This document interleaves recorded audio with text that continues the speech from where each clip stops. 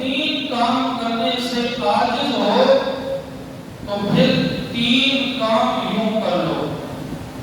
کہا اگر تم بھلائی نہیں کر سکتے تو پھر برائی سے بھی رک جاؤ۔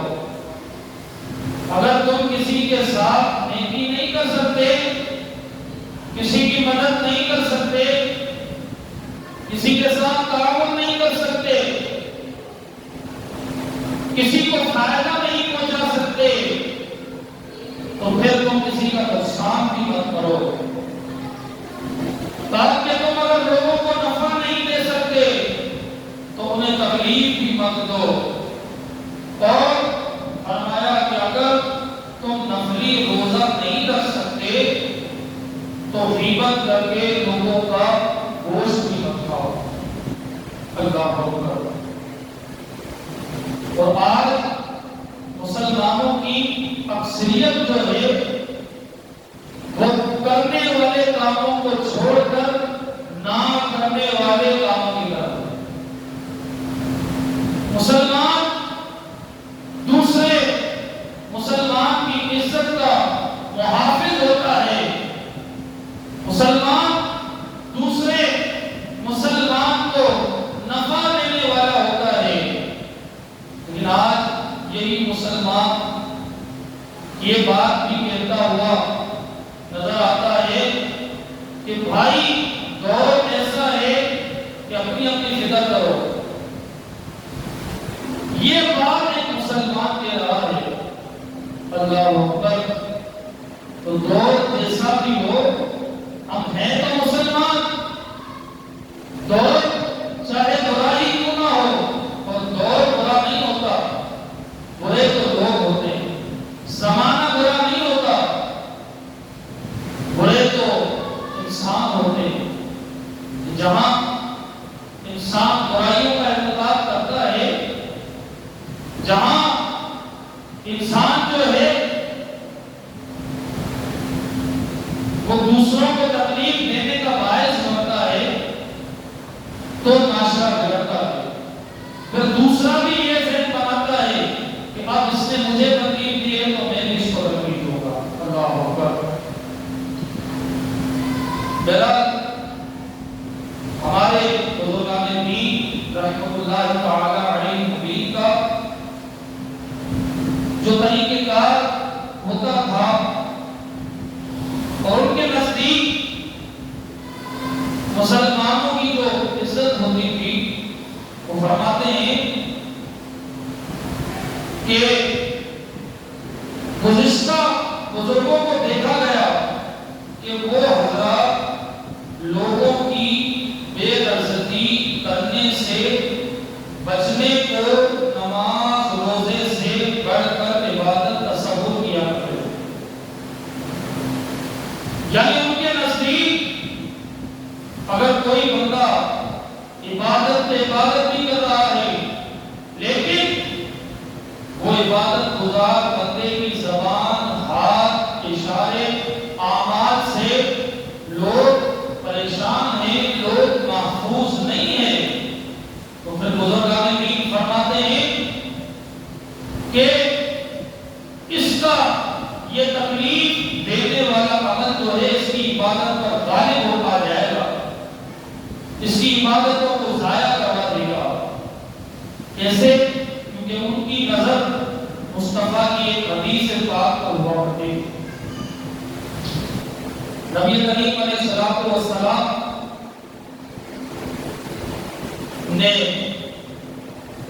ایک حدیث پاک ارشاد فرمایا، آقا کریم علیہ الصلوۃ والسلام فرماتے ہیں، اور یہ بڑی کمال کی حدیث ہے،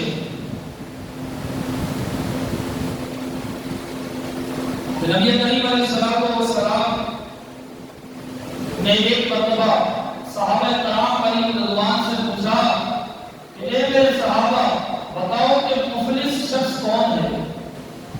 مفلس سے مراد غریب۔ تو کہا کہ بتاؤ مفلس غریب شخص کون ہے؟ صحابہ کرام علیہ رضوان میں سے کچھ صحابہ نے کہا کہ اللہ مفلس اور غریب بندہ وہ ہے کہ جس کے پاس مال و دولت نہ ہو، وہ غریب ہے۔ جس کے پاس روز مرہ کے معاملات کے لیے اخراجات نہ ہو، وہ غریب ہے۔ اور جس کی زندگی پریشانیاں اور مشکلات میں ہو، وہ مفلس ہے۔ نبی کریم علیہ السلام نے ارشاد فرمایا میں یہ نہیں پوچھ رہا، میں یہ پوچھ رہا ہوں مفلس کون؟ صحابہ نے کہا کہ یا رسول اللہ آپ ہی بتا دیں مفلس کون؟ اللہ اور اس کا رسول بہتر جانتا ہے۔ اللہ اکبر۔ نبی کریم علیہ السلام نے کہا کہ سنو، مفلس وہ ہے، غریب وہ ہے، رحم کے قابل وہ ہے کہ جو قیامت کے دن بڑی بڑی عبادتیں لے کر آئے گا، بڑی نمازیں لے کر آئے گا، بڑے روزے لے کر آئے گا، صدقہ و خیرات کے پہاڑ لے کر آئے گا، لیکن کسی کو اگر اس نے گالی دی ہوگی، کسی کا دل دکھایا ہوگا، کسی کو مارا ہوگا، کسی کو آنکھ دکھائی ہوگی، کسی کا مال غصب کیا ہوگا، اور الغرض اگر کسی کی غیبت کی ہوگی، چغلی کی ہوگی، تو فرمایا کہ جس کے ساتھ اس نے ناحق کوئی معاملہ کیا ہوگا، قیامت والے دن اللہ تبارک و تعالی فیصلہ کرنے والا ہے، اس عبادت گزار کی نیکیاں ان لوگوں میں تقسیم کر دی جائے گی، ان لوگوں میں تقسیم کر دی جائے گی۔ اللہ اکبر۔ پھر اگر کچھ لوگوں کا حساب رہ جائے گا تو پھر یہ ہوگا کہ ان لوگوں کے گناہ جس کو اس نے مارا ہوگا، گالی دی ہوگی، آنکھ دکھائی ہوگی، یا اپنے مال کا روز بتایا ہوگا، تو کہا کہ اس کی پھر اگر نیکیاں ختم ہو گئی تو اب اس بندے کے گناہ جو ہوں گے اس کے نامہ اعمال میں ڈال دیے جائیں۔ پہلے نیکیاں ختم، اب جو گناہ بچ گئے ہیں اور اس کے نامہ اعمال میں یہ گناہ ڈال دیے جائیں گے۔ تو کہا حضور نے کہ یہ بندہ رحم کرتا، یہ بندہ مفلس ہے، یہ بندہ غریب ہے کہ جو قیامت کے دن اعمال کے پہاڑ لے کر آئے گا، لیکن اس کے اعمال تو دوسروں کو پہنچ چکے ہوں گے، اس کے جو اعمال ہیں، اس کی جو نیکیاں ہیں، وہ تو دوسرے لے کر یہ جنت میں چلے جائیں گے، وہ یہ بیچارہ ہاتھ میں ہاتھ رہ کر بیٹھ جائے گا۔ نبی کریم علیہ السلام نے اس حدیث پاک میں اہل ایمان کو ایک بات سمجھائی ہے، ایک اشارہ دیا ہے کہ اے ایمان والوں، اگر تم عمل صالح کرتے ہو، اگر تم نیک عمل کرتے ہو، نیک اعمال کرتے ہو، تو ساتھ میں تم یہ بھی دیکھو کہ تم کسی کا دل تو نہیں دکھا رہے، تم یہ بھی دیکھو کہ تم سے تمہارے ماں باپ پریشان تو نہیں ہیں، تم یہ بھی دیکھو کہ تم بیوی کے حقوق ادا کر رہے ہو یا نہیں کر رہے ہو، تم یہ بھی دیکھو کہ تم بچوں کی اچھی تربیت کر رہے ہو یا نہیں کر رہے ہو، تم یہ بھی دیکھو کہ تمہارا رزق کہاں سے آ رہا ہے، کہاں جا رہا ہے، کون کھا رہا ہے، کون نہیں کھا رہا۔ تو کہا کہ یہ سارے معاملات بھی تمہیں دیکھنے پڑیں گے۔ تو بندہ نیک عمل کر کے سمجھتا ہے کہ بس اب کام کر لیا، اب بس ہم جنت میں جانے کے لیے یہی ہمارے لیے عمل کافی نہیں، بلکہ نیک عمل کے ساتھ ساتھ گناہوں والے کاموں سے بھی ہمیں یہ بچنا پڑے گا۔ آپ دیکھیں کہ کئی لوگ دکانوں پر جاتے ہیں، یا کوئی ایسی مثال کے طور پر آپ سمجھ لیں کھانے پینے کی دکان ہو گئی، فروٹ کی دکان ہو گئی، یا ٹھیا ہو گیا، یا پھر خشک میوے کا ٹھیا یا دکان ہو گئی، لوگ اس سے بات بھی کر رہے ہوں گے اور ایک ایک دانہ اٹھا کر کھا بھی رہے ہوں گے، یعنی چیک بھی کر رہے ہوں گے، یار یہ بھی چیک کرا، وہ بھی چیک کرا، وہ بھی چیک کرا، ہوگا تو لیتے بھی نہیں، لینا نہیں ہوتا، بس وہ چیک کر کے آگے بڑھتے ہیں۔ اب جس کا مال اٹھا کر وہ کھا رہا ہے تو کیا اس میں رضا ہوگی؟ اس کا تو دل جل رہا ہوگا اندر سے، وہ تو مر رہا ہوگا کہ یار یہ کیسا بندہ ہے، اگر میں اس کو منع کرتا ہوں تو میرا گراہک خراب ہوگا، پھر بیچارہ مجبوراً وہ خاموش ہو جائے گا۔ اسی طرح وہ بیچارے جو پٹھان حضرات جو مکئی بیچتے ہیں تو چلتے پھرتے نوجوان اٹھائیں گے، اب اب اس سے سلام دعا کریں گے اٹھائیں گے شروع ہو جائیں گے، ایک دانہ اٹھایا دو دانہ پتہ نہیں کیا، اب وہ غریب بندہ کچھ کہہ تو سکتا نہیں ہے، کہے گا تو اس کے لیے مصیبت ہے۔ تو یہ ایک دانہ اٹھانا کسی کی اجازت کے بغیر۔ اب اس پر میں آپ کو ایک حکایت یہ سناتا ہوں اور یہ بڑی سمجھنے عبرت والی حکایت ہے۔ فرمایا کہ نبی کریم علیہ السلام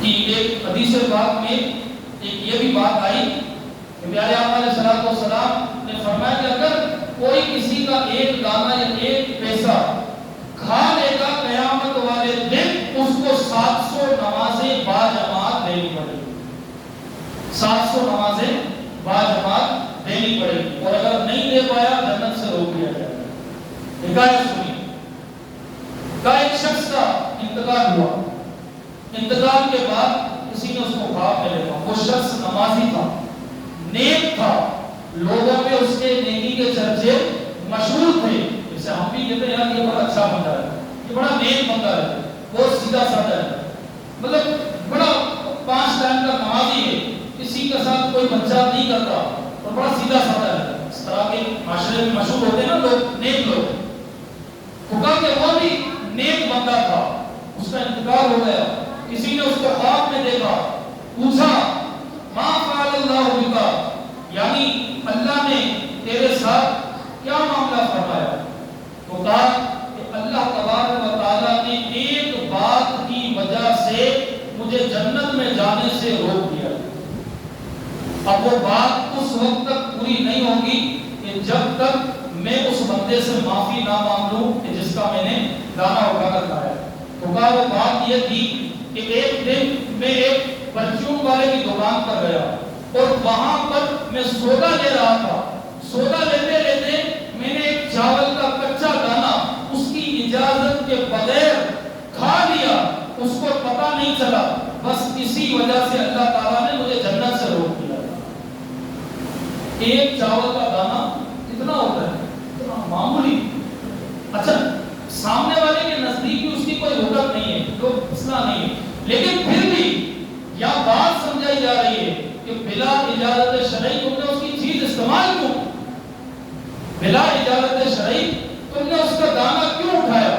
تو یہ ان لوگوں کے لیے عبرت ہے جو چاول کا دانہ تو دور بڑی بڑی جائیدادیں ضبط کر کے بیٹھے ہوئے ہیں، یتیموں کا مال کھا کر بیٹھے ہوئے ہیں، اور اگر اللہ نے ان کو کوئی منصب دیا ہے وہ اس منصب کا غلط استعمال کر کے اور ناجائز جگہوں پر قبضے کر رہے ہیں اور مال و دولت جمع کر رہے ہیں اور کئی لوگوں کی بددعائیں سمیٹ رہے ہیں۔ آج دیکھیں اگر اس دنیا کے اندر آپ دیکھیں تقریباً 3 مہینے ہو گئے، 3-2.5 مہینے بارشوں کا جو سلسلہ ہے، اور اس بارش نے کیسی تباہی مچائی ہے۔ ہم یقین کریں سکون سے یہاں پر بیٹھے ہوئے، ہمیں اتنا اندازہ نہیں، ہم تو خالی سوشل میڈیا پر دیکھتے ہیں استغفر اللہ ہو کر یہ، پھر بعد میں وہی ہماری حرکتیں شروع ہو جاتی ہیں۔ بھائی جہاں پر یہ حالت خراب ہے نا، آپ ذرا وہاں پر جا کر، بلکہ آپ وہاں جا بھی نہیں سکتے، کئی مسلمان ابھی تک بیچارے ہمارے بھائی پھنسے ہوئے نہیں نکل سکتے، چاروں طرف پانی ہے، خدا کیسے نکلے؟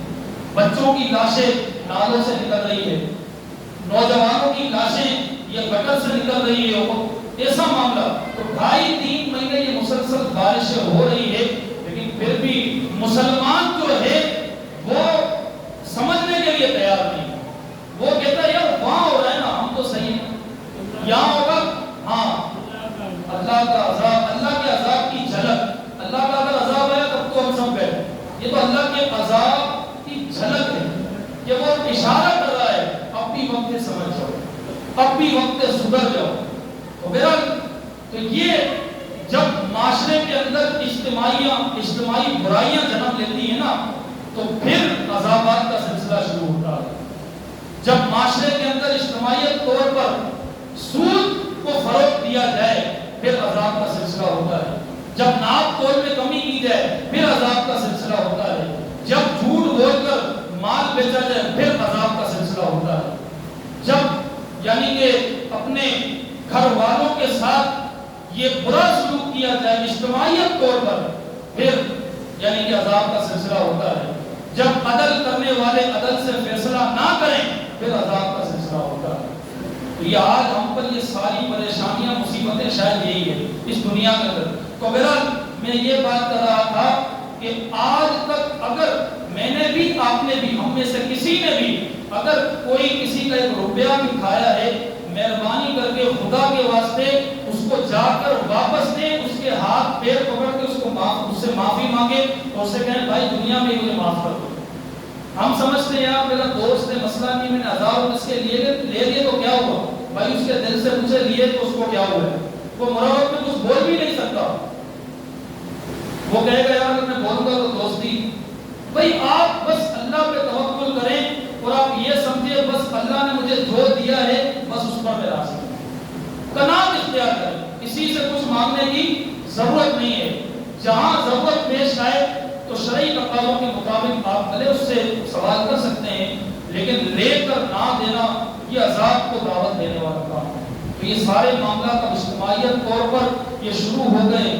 کئی گھر کئی ایسے نیک آنے والے نوجوان یا لوگ بھی ہے نا کئی کروڑوں کا مال ضبط کر کے بیٹھے ہوئے, گاڑیاں رکھ کے بیٹھے ہوئے, لیکن وہ ایسے مطلب ہوں گے. اچھا اس پر بھی پھر باتیں کریں گے, یار دیکھو یوں ہماری مجبوری ہے تو یہ وہ ہوتا ان کے پاس سب کچھ, بس جس کے دل میں یہ مہر لگ جائے نا تو پھر وہ اسی طرح کی باتیں کرتا ہے. ہمیں ان چیزوں سے بچنا چاہیے. اللہ نے جتنا کیا ہے اس پر ہم میرے پیارے بھائی راضی رہیں. اور پھر میں دوبارہ عرض کر رہا ہوں کہ دنیا میں ہی اپنا معاملہ نپٹا لیں. سوچیں, آج گھر جا کر آرام سے تھوڑا سوچیں کہ یار میں نے جس کا مال لیا ہے اب میں اس کو کس طرح چکاؤں. لیا تو ہوگا, کچھ نہ کچھ کو لیا ہوگا, بھول گئے تو تھوڑا سوچے, اللہ سے دعا مانگے یا اللہ میرے ذہن سے نکل گیا, اب تو میری مدد فرما. جب آپ کا ذہن دینے والا ہوگا نا تو اللہ پھر آپ کی مدد فرمائے. جب آپ کا ذہن دینے والا ہی نہیں ہے پھر آپ اور قرضہ لیں گے, اور لوگوں کے سامنے بھکاری بن جائیں گے اور بھیک مانگیں گے, اور پھر اس دنیا سے قرضے کی عادت ہو جائے گی. میں نے پہلے ہی کہا کہ نبی کریم علیہ السلام نے فرمایا کہ جس بندے نے اگر کسی مسلمان کا 1 پیسہ 1 روپیہ نہیں, 1 پیسہ یہ میرے بزرگ سمجھ رہے ہوں گے, 1 پیسہ کس کو کہتے ہیں, 25 پائی کے اندر 25 پیسے ہوتے ہیں جو چارانہ چوندی اس کو ہم کہتے ہیں. تو کہا کہ 1 پیسہ اگر کسی نے کسی کا دبایا ہڑپ کر لیا اور اس دنیا سے چلا گیا بغیر دیے ہوئے, تو قیامت کے دن پھر تیار ہو جائے, اپنی 700 نمازیں باجماعت قبول ہوئی وہ اس کو دے گا, صرف 1 پیسے کے بدلے میں. ہم دے سکیں گے؟ کوئی نہیں دے سکے گا. پوری زندگی میں اگر کسی نے 1000 2000 ہو تو وہ تو ساری زندگی کی نماز اس کے حوالے کر دے گا, تو پھر اپنے پاس کیا لے جائے وہ کچھ نہیں. حضور نے فرمایا کہ قابل رحم شخص ہے اور مخلص ہے, شخص غریب ہے, قیامت والے دن آئے گا بڑی بڑی عبادتیں لے کر لیکن خالی رہ جائے گا. اللہ تبارک و تعالی